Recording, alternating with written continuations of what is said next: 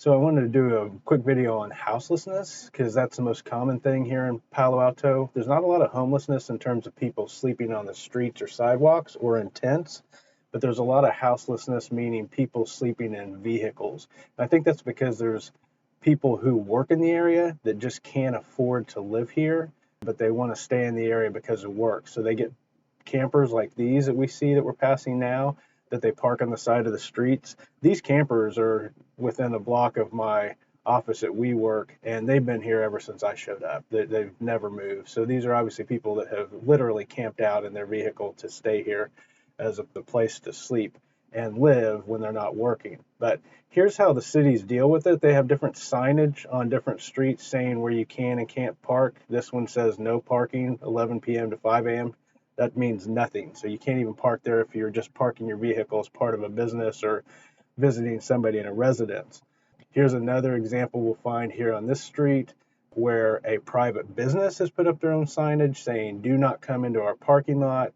We have hired a towing company. They'll tow you away. So businesses also are increasingly using signs to make sure that people don't park in their parking lots and use that as a place to live or sleep at night, especially if you have really big parking lots. Like here's another example at a big office park that has tons and tons of parking, and they obviously went overboard with 4 signs that make it very clear that you are only allowed here if you're part of these businesses or visiting them. If you work there, you need to have some type of identifier in your car.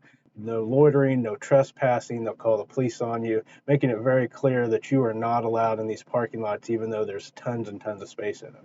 And so people in campers and cars and trailers who sleep in them or live in them find these side streets where they can find spaces where there aren't signs.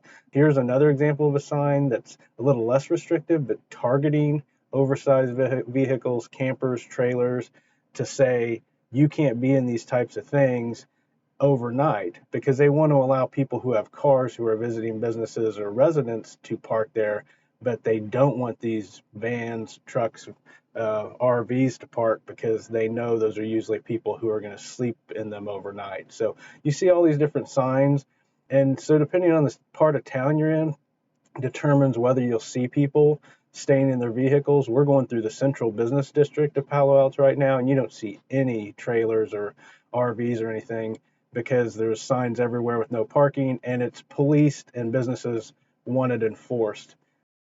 When we get up here to Stanford University, which is on this main road called El Camino Real, which goes through the center of Palo Alto and the center of Silicon Valley, you'll see that next to the university there are a lot of RVs and trailers, and that's most likely because the university has chosen not to call the police and not to enforce it.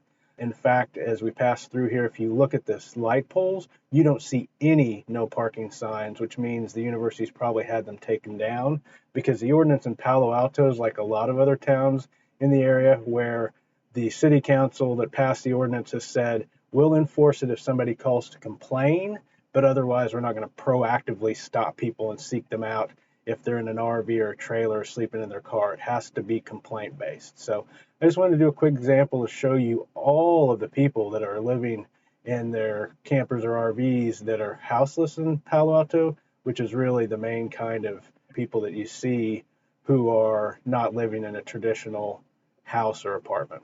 So that's my video for today. As always, thanks for watching, and I will see you in the next video.